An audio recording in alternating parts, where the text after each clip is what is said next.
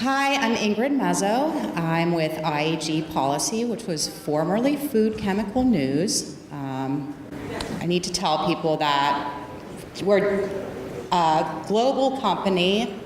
It's owned by Informa, which is based in the UK. IAG Policy actually has 4 different publications, one that covers U.S. Ag and one that covers U.S. policy, and so I work for the U.S. policy side, and then same thing in Europe. I'm going to try to keep this interesting because I know it's right before lunch, and people tend to be sleepy around this time, but this is actually a very, very interesting topic to me, clean meat. I was a vegetarian for 13 years, and then I only ate poultry and seafood for another 13 years after that.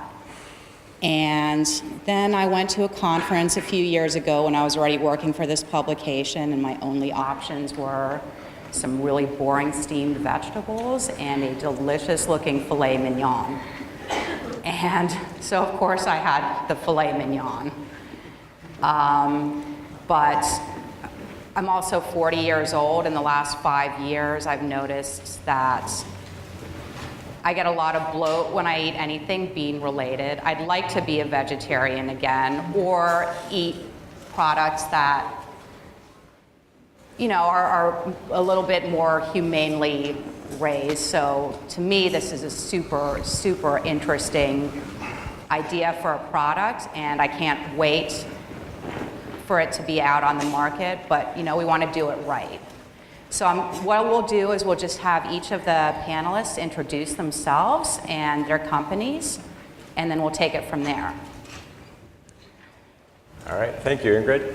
So first of all, I want to thank the audience. I think, you know, it's wonderful being invited to participate in your mission that you're involved in here, and I think you know, we're feeling, all of us in associated industries are feeling very welcome in this. And I'd like to thank the GFI for putting on such a wonderful conference too. It's been really eye-opening for me in seeing how things are progressing in this field. So again, my name is Steve Kattman.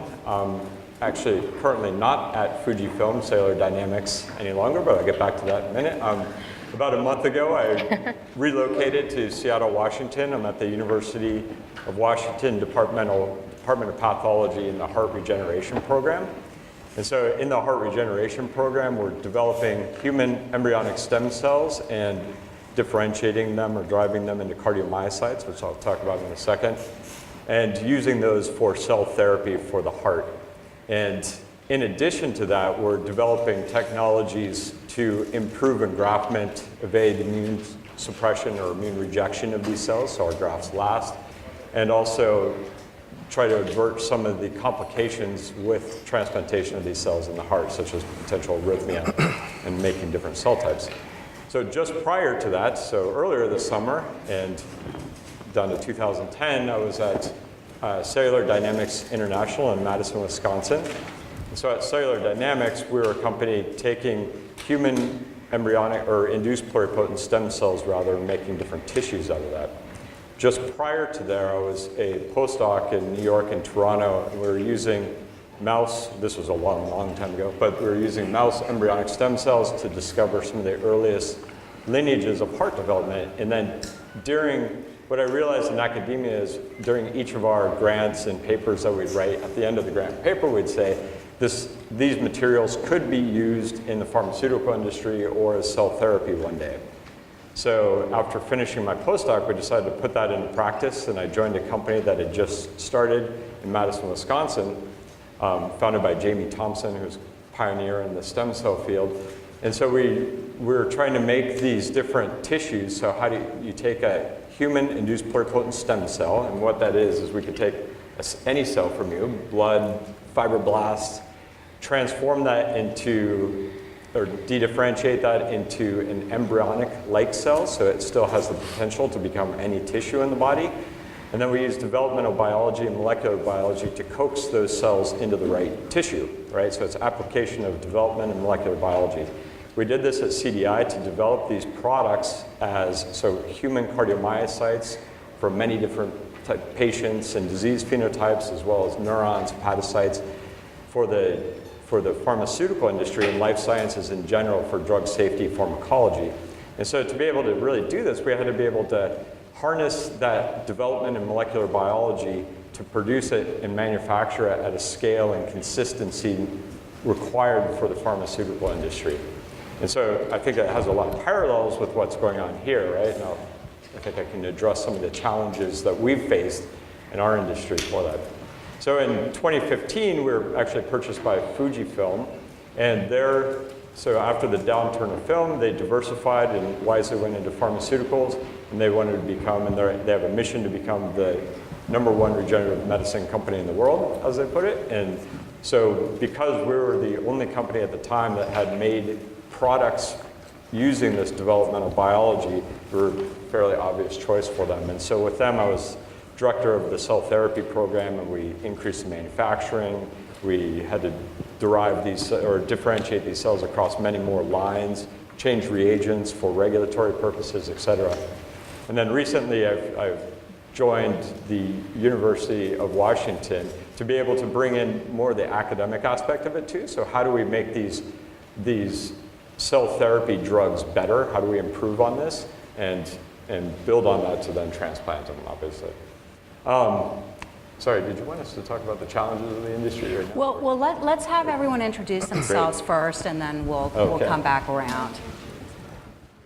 Oh, okay. That was just a decoy. It's a prop, yeah. Okay, so hello. It's really my pleasure to be here. My name's David Kuninger. I'm an R&D director with Thermo Fisher Scientific. For those of you who don't know, Thermo is a leading supplier of scientific tools, reagents, and services to the global scientific community. We're a large and ever-growing company, it seems. My role specifically there, I'm in the cell biology business unit, where my focus and my team's focus is the development and commercialization of culture media. So we've heard quite a bit of this, the critical importance that culture media plays in not only in getting the cells to expand, differentiate, behave appropriately, but as a key component in the cost, driving costs currently with sort of given processes, at least as I understand them looking from the outside in.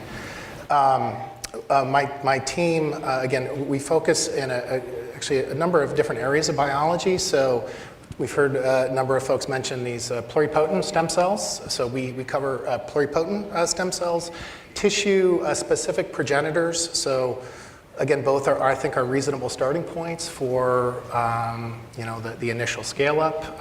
One can take either of those approaches as a starting material, but also for culture systems supporting other types of somatic or more differentiated cell types. So this is neurobiology, dermal biology, and others. But specifically, and I think much like many of the other speakers have mentioned, our focus has been for research and translational therapeutic applications.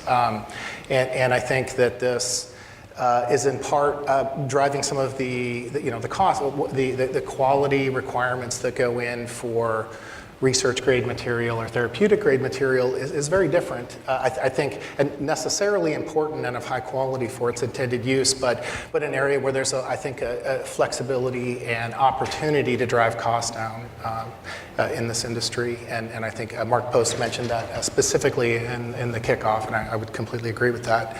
And lastly, and I'll just mention as maybe to tee off some questions for later, I think one of the biggest challenges that I see, and have been echoed certainly by other speakers, is related to cost and scale. I mean, those are obviously interrelated and critically important for the industry. But I think it's really important to keep in mind that you're really modeling fairly complex biology as part of as part of the manufacturing process, and that these cells, these types of progenitors, the environment that they're in is critically important to getting them to sort of behave appropriately and consistently. And so as you're looking to reduce costs, what you may not appreciate is that sometimes very low levels of contaminating, other components that may not have any adverse health effects can actually derail the process you're trying to model. So that's really, that's just on the sort of biology nutrient side. Similarly, as you start to, there's been multiple discussions about parallels to the biopharmaceutical applications where you can grow vats of tens of thousands of liters.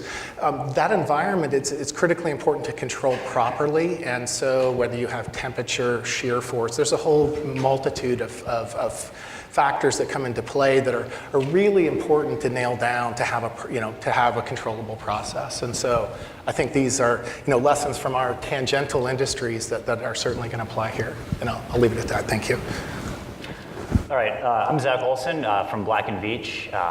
And first of all, I want to thank GFI for putting on such a wonderful event. It's really been an exciting 2 days for me, and I really just think what the organization is doing is wonderful here, bringing so many people at the forefront of both the plant-based and the clean meat industries together.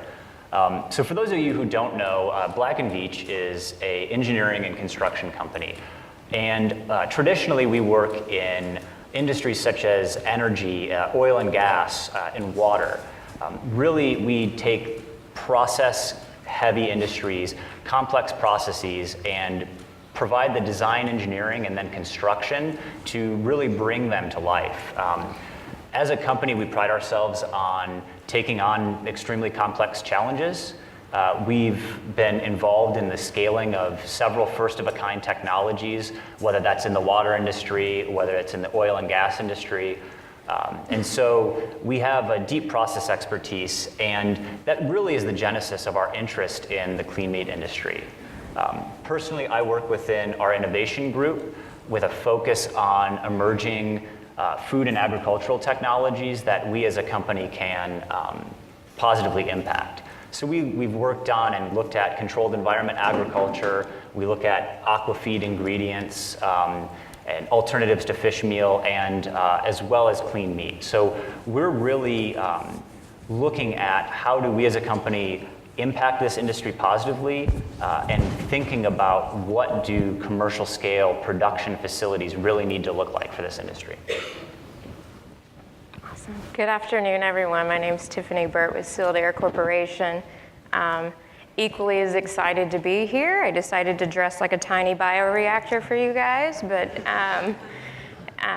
wanted to thank the GFI company or conference for having us and letting us come and talk about some of the challenges we see in this space and how some of our current solutions may accelerate some of the areas that you may not be looking at. For those of you who don't know Sealed Air, we are known as a packaging company at heart, but we have a small medical division that's on the bioprocessing side. So we create films in clean room manufacturing to deliver to the single-use systems for biopharma. And with that, so we kind of see ourselves aligned on the front end of your manufacturing process, but with our two of our bigger brands, the Cryovac name and Bubble Wrap, we also have a unique position to where we understand food packaging and how to deliver it to consumers, but then also distribution and complex supply chains for the food industry. So our three different divisions and missions kind of walk around some of the complex challenges that you all have addressed since I've been here at this conference listening. So I'm a chemist and a macromolecular engineer by training, so I deal with large molecules and understand the properties that come out based on their structure. So this is something that's super exciting to me. So what's interesting about this panel is they all represent companies that have an interest in clean meat, but are sort of wanting to hear some more questions from industry about how they could get more involved. So please send those questions up. They probably also, there's some things that maybe they have questions of you about of the people working in the clean meat industry. So maybe we can start with that. Like, what are some of the challenges that you see with lab-based meat? What would it take for your company to invest more fully, or to delve in deeper and start working with some of the people in clean meat?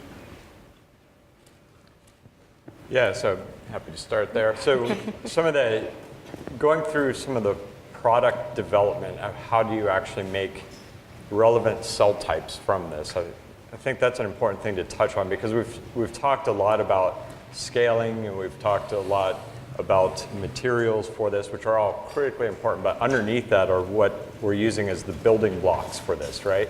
So in the case, as Dr. Specht pointed out and had a very nice illustration and articulated, product development, and if you just replace the pig and the cow in her illustration and have a human, we went through these exact same things. Obviously, we couldn't do that here. I think that would be cannibalism. But if we take cells and try to develop them into the relevant cell types, in this case, it's skeletal muscle, fat, cartilage, the developmental biology in that is very complex. And so in regard to scaling, we're going through at least, if you're doing it from pluripotent stem cells to a relevant cell type, that's at least 5 different culture medias that you're coaxing the cells to develop through.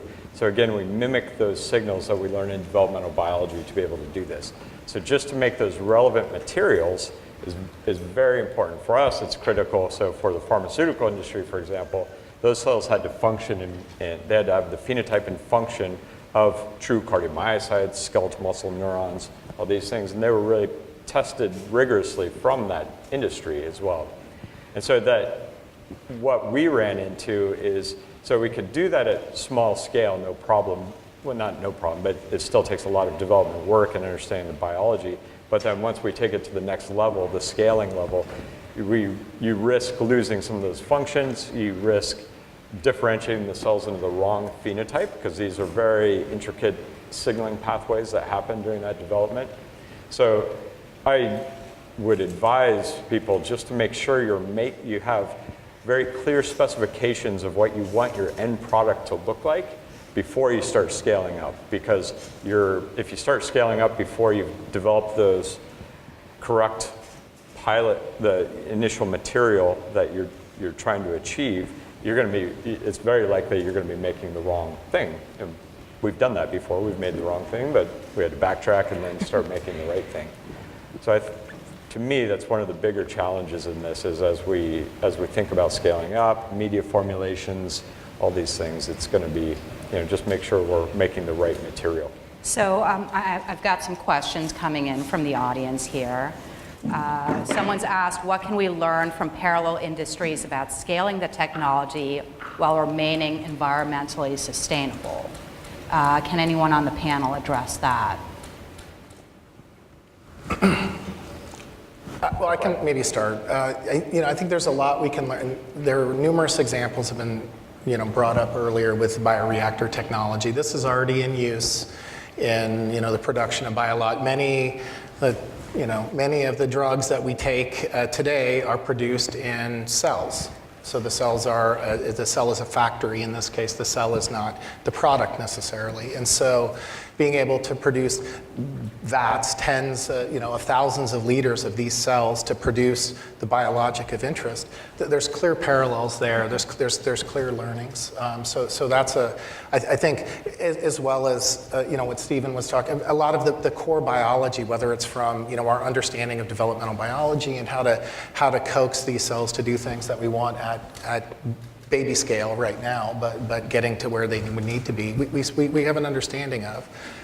I don't think that really until one has a process nailed down, or they have a pretty good line of sight on it, the relative calculations of what the impact is compared to traditionally harvested meat is hard to do. I don't think you can't do the math until you know the process, and the processes are still being developed. Is my 2 cents. Completely agree. I think, understanding water consumption and electricity consumption, and trying to say, if you have a traditional burger and a clean meat burger, what's the environmental footprint of each? Is at this point impossible? I have another question here from Sweet Farm.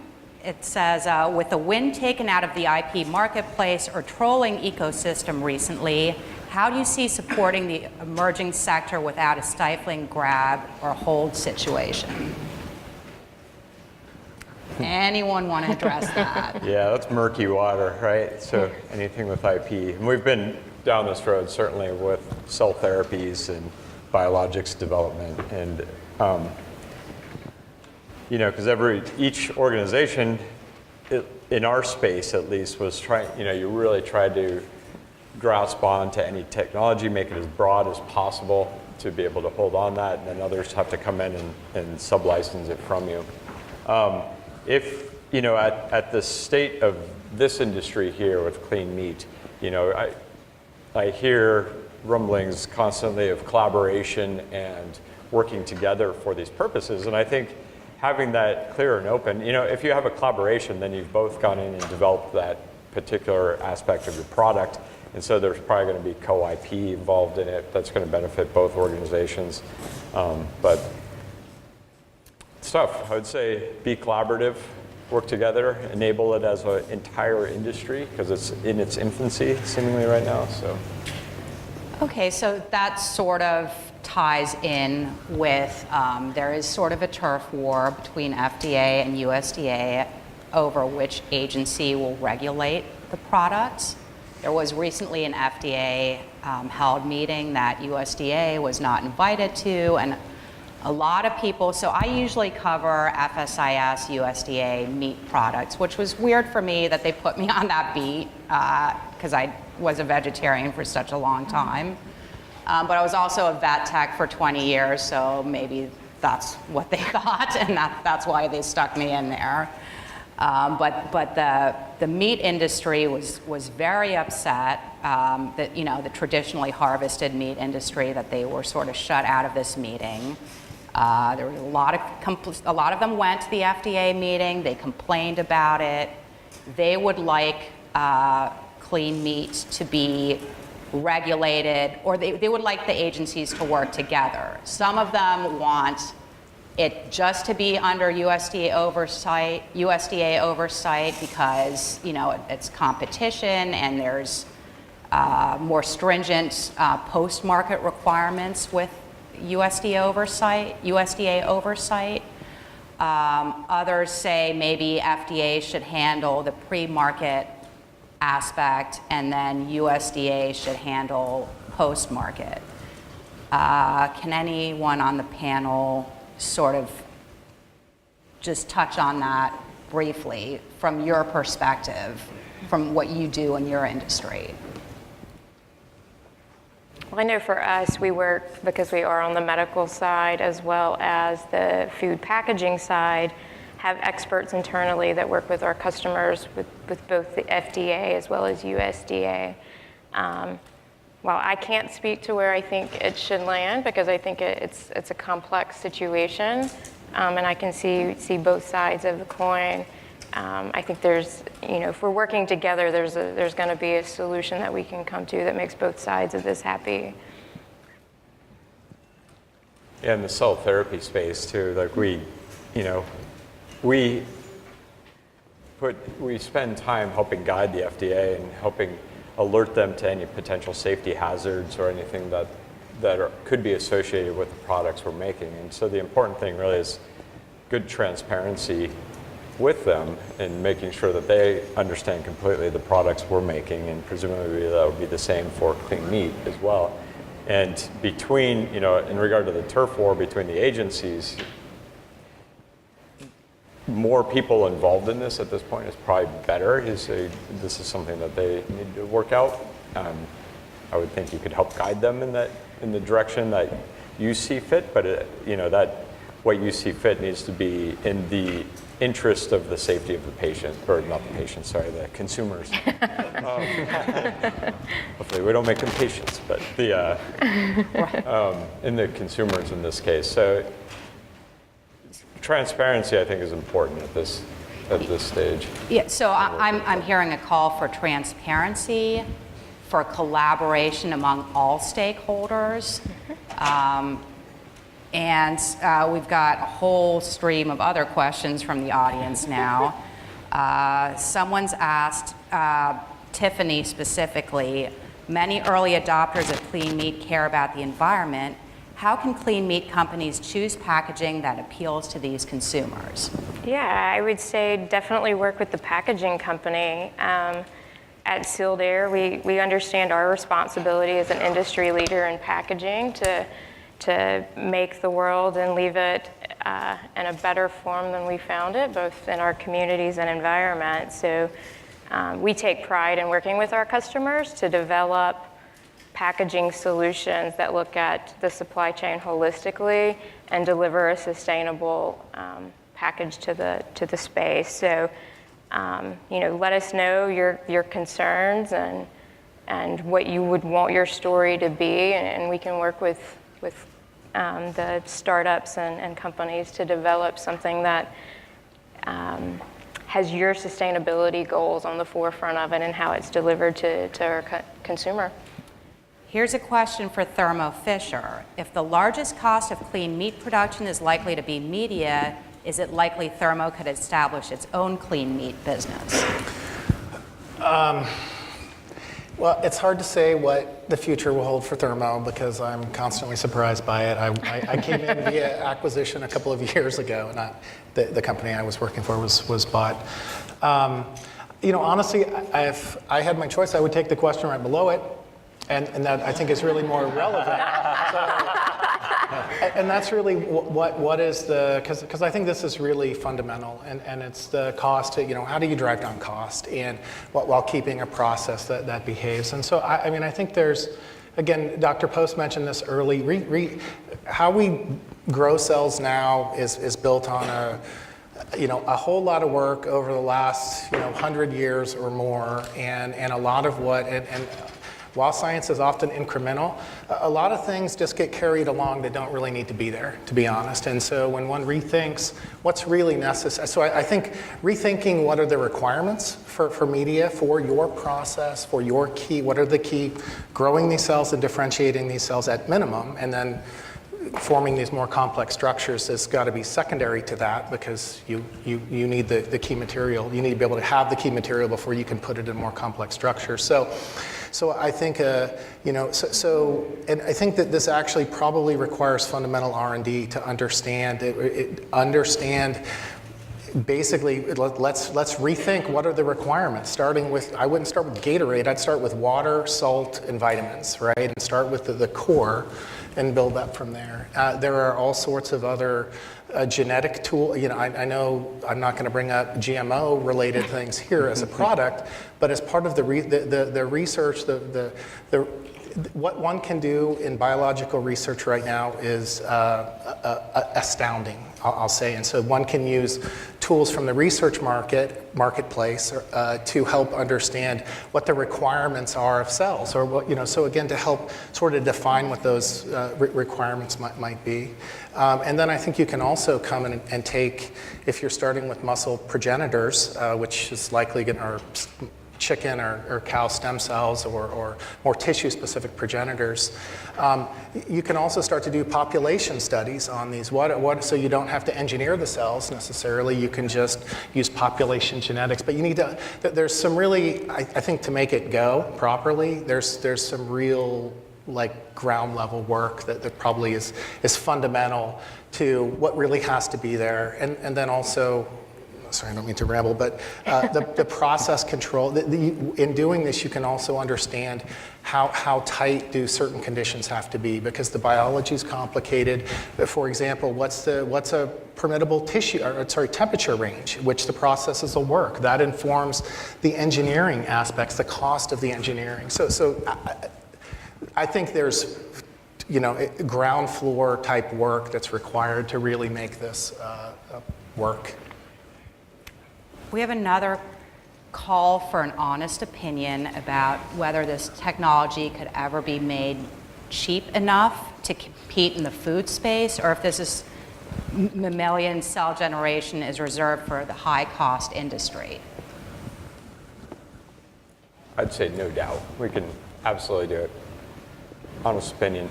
It's going to take a reinvention of a lot of the things that we do. The way life sciences and cell therapy is built, the reagents we use for everything, for the differentiation of cells, maintenance of them, these need to be a little bit more finite than what's going to probably be necessary in the food industry. But so as you're moving away from fetal bovine serum and growth factors and all these things, you have to, you're looking at associated technologies like recombinant growth factors grown in xeno-free. This is a path we go down for cell therapy, but that actually is where it becomes very expensive.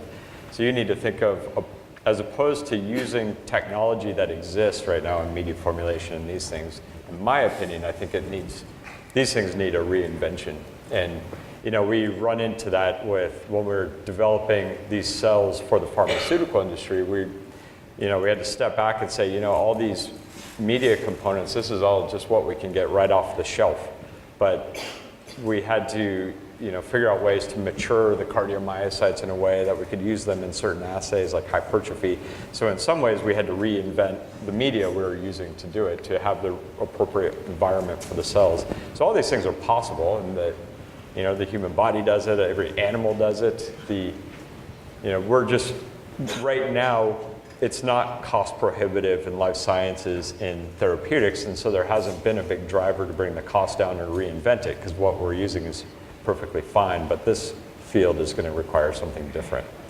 But it's totally achievable, like it happens, right, in nature. Yeah, so definitely, but I would encourage the companies to reach out and work with us, because if we don't understand your needs, you will get retroactively forced into a product we already have. So it's definitely a space where we would need to have joint collaboration with you guys as customers to figure out solutions that are one or two steps off maybe from what our current offerings are, that allow you to still get to the end product you're trying to achieve. Now, I'm not sure if this is something you can address, but how far off are we? How much more tweaking is required? I mean, could you conceive of a time frame, ballpark, that this could happen in? to make it cost effective? Yes. In my opinion, there's going to be a breakthrough, right? And it's probably not going to be on incremental changes in what one's doing in media. But again, I just need to reiterate, as you're changing media formulations and depending on how you're defining that final product, you have to keep that in mind and keep the specifications of the final product that you're after as the most important component. And then, make sure you're building the media or however you're going to address that around what those cells and tissue should look like. Yeah, and to touch on timeline, because I think we need to make sure that we understand realistically what it takes to develop the design and construction of a commercial scale facility. So as an example, we've been working with a company who has a technology to ferment methane into single cell proteins for the aquafeed space. I've been working with them since probably 2015, and going through the stages of feasibility and design and scaling this up to what's now going to be a commercial scale facility that's still not broken ground. We're just about to break ground on it. And then that won't be in production until 2020. And that was with a fairly set, solid process going into that whole process. So I think understanding the timelines to very large scale production, and then also starting to think about and design in what is a commercial scale facility going to look like today, versus waiting until, okay, the process is perfect, now let's go scale it up. Mm-hmm. Having listened to all the sessions during this conference, what do you see as the biggest opportunities for your companies in this space that people within the lab meat industry may not realize? You've sort of touched on this already, somewhat by talking about the media challenges, but is there anything else? I think there's a ton of challenges, right? I mean, one thing that I know we've experienced in the biopharma industry is opening up ourselves to a higher level of transparency than we're probably used to. But when you talk about having new raw materials going into a final product that will be put into a human's body, it's not just the startup companies any longer that are responsible. So making sure you have a supply chain that is trusting of each other and willing to be transparent and can kind of help address where things may be coming from, back at resin coming out of the ground is going to be critical because there's a lot of unknowns. And then especially for our space, speaking on the food side, if you're wanting a sustainable solution for packaging specific to your product, that takes research on our end as well. So understanding how these materials degrade, how they degrade under retail light, what is the barrier type applications that they need? Do they deform under vacuum? So there's a ton of work we need to do understanding the product just to be able to get it in front of a consumer and out of the lab. So I think there's a ton of opportunities for us to partner with this industry. It's just a matter of deciding where and when. You heard that, people in the lab meat industry. Call these guys up. Well, and I think speaking of supply chain a little, and we were talking about this backstage, okay, let's say we can figure out the growth factors and get the cost to where it's reasonable for the clean meat industry.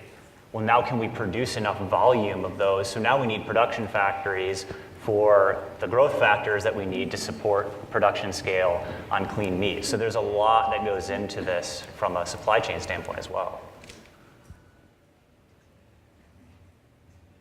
If you think that single-use bioreactors will be needed for cost containment, please discuss how this can be environmentally sound.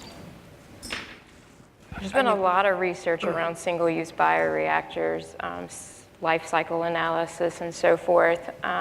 There's a huge sustainability play there when it comes to reduced water consumption. So if you think about transferring from different cell lines, there's a high risk of contamination. So there's stringent cleaning and verification of sanitization steps that go down that are highly water intensive. So the single-use space helps mitigate that because you don't have those long times of steam cleaning and autoclaving very, very large reactors. So I know from our space, we've worked closely with our partners to do life cycle analysis on that, and I'm sure you guys have as well. Yeah, the calculations aren't always as easy or clean as you think they might be in terms of we're going to just use something once and throw it away. There's to reuse. There's cost to reuse also, which you just described. I have a follow-up for you, Steve. Someone asked if it's totally feasible. Why did biofuels fail?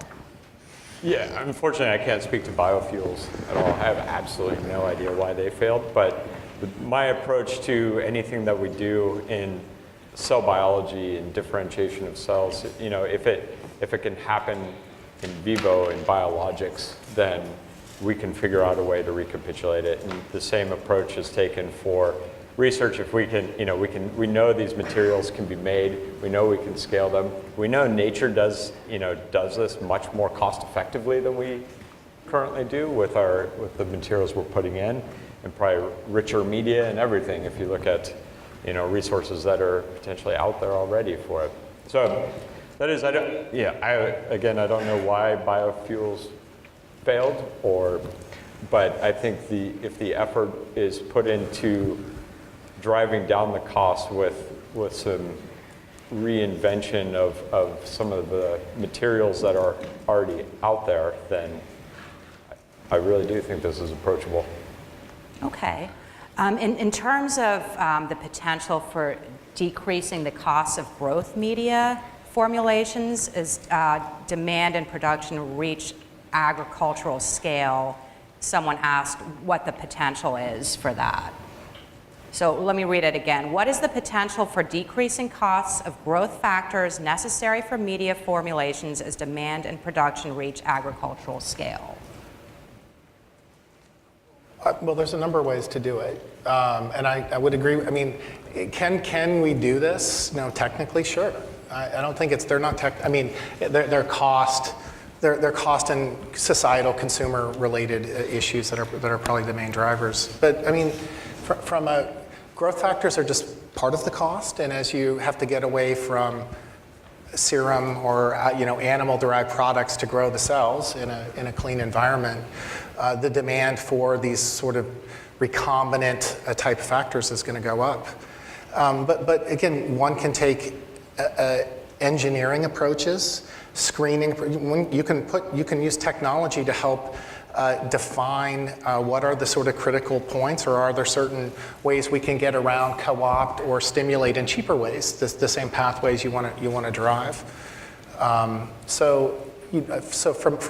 But that is almost fundamental biology, where most of the other talks that we're talking about going to production right away. And I think what at least some of us on the stage are saying is that to get over some of the cost hurdles may require fundamental rethinking of because the processes that we're using, that as an outsider looking in, how we can do this in a lab has been fairly routine. For the 3D, the more complex structures, that's still, we're finding our way with that still. But growing muscle cells, differentiating them in a dish, this is nothing new, right? This is old technology, to be honest. But it's old with research grade reagents, and that's probably not going to translate into this industry in a way that's going to contain costs. And so that's, I don't know, that would be my 2 cents on it.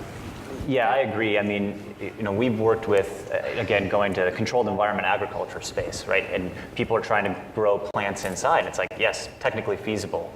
Economically, it's still, at the end of the day, an agricultural product. It's low margin cost. And so it does require rethinking an approach and not saying, okay, well, this can cost as much as possibly.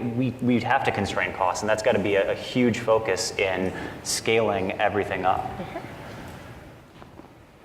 Steve, what are your thoughts on 3D printing organs? Will this become a major component in cell therapy? Is there any potential for clean meat, or is this too cost prohibitive?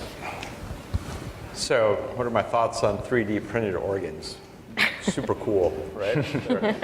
And right now they're being used in, so they're done more on a micro scale right now, so for kind of organoid development, and you have, the right combination of cell types and materials to mimic what the physiology of an organ, so you can test different drugs and disease phenotypes with that. So it's out there, it's progressing like anything else. As it's being utilized more and more, then we will probably get to the point that it is used for building entire tissue or organ in the cell therapy space. But as Tanya pointed out earlier, you could take a spinach leaf as well and decellularize it and seed it with cardiomyocytes, and so there's going to be a lot of other emerging technologies that could be competitive in cost along with it as well. So I think it's fascinating technology that's being developed. Right now, some of the constraints that we'd have are speed. How long would it take to actually develop an organ? Why you're doing that? How much do the cells change in their phenotype and behavior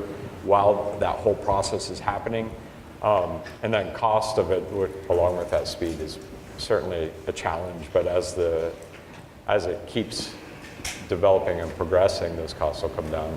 So ultimately, I think there could be utility in the cell agriculture space, but I still highlight the importance of making sure you're just making the right materials first. So just make sure you have the right starting blocks of what you have, and then we can figure out different ways which are equally challenging, of course, but to put these in different scaffoldings and build something with texture and appropriate form that we're probably interested in.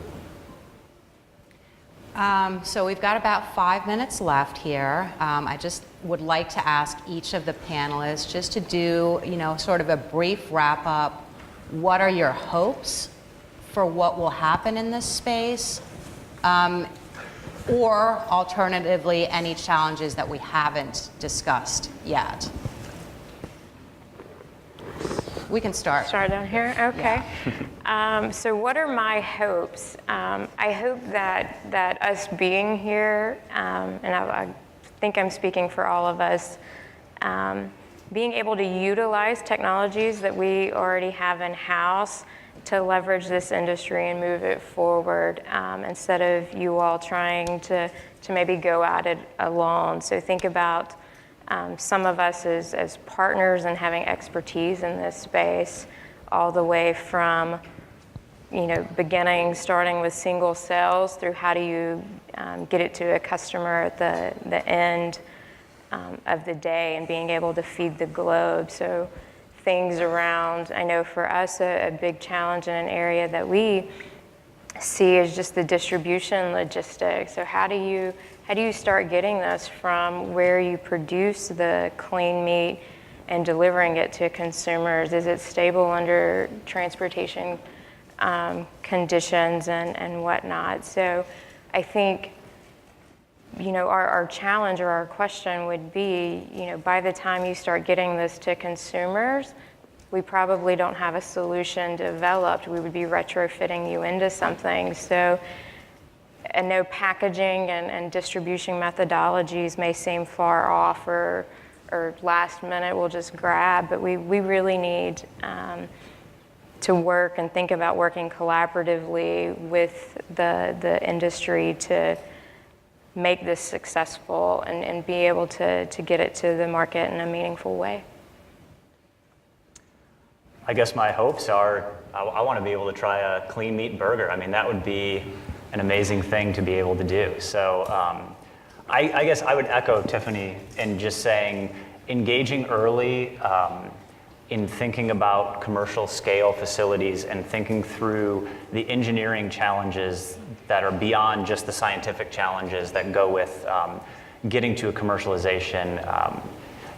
Engage early, think about those early, and address them early. Yeah, I would agree. I mean, at least our company, and I think with my panelists here too. I mean, we're here to support. First of all, it's very exciting work. It's sort of thrilling to see what's going on and how quickly it's moving. But there are real challenges, and I think the adjacent industries, we either have dealt with or think about these a little bit. Maybe not differently, but we've encountered many of the same problems I think you're going to run into. But engage early. We work collaboratively with partners all the time, and it's really what do you? What our approach is generally we try and say what do you need to do? What is it that you want to do, and how can we leverage what our strengths are to get there? And so and we're not alone in this sort of attitude. So that would be my general sort of sense of it. Steve? Yeah, so I think my hopes parallel what everybody in this audience is here for. We want to make an impact because we know we're on a crash course, right? And so my hopes are that we get there, that we achieve it, that we don't fall into too many pitfalls along the road. There will be many, of course, but we really don't have a choice. This has to happen, really. And so that's my hope. And then for additional, what you can learn from us is the pitfalls we've fallen into. So again, to echo the cell types, look at cell therapy in general. What has really poisoned the well for what we've done is, people putting the wrong material in the tissue, using fibroblasts or MSCs and sticking them in the heart and hoping that they turn to cardiomyocytes. It doesn't happen, right? There's form and function and phenotype to these cells. So just making sure we stay honest for what we're developing and achieving, I think that will help avoid some of these pitfalls that we've ran into in the cell therapy space. Okay, well, we finished with 25 seconds to go. I think that's a good place to wrap it up. Thank you all so much for listening, and thank you guys.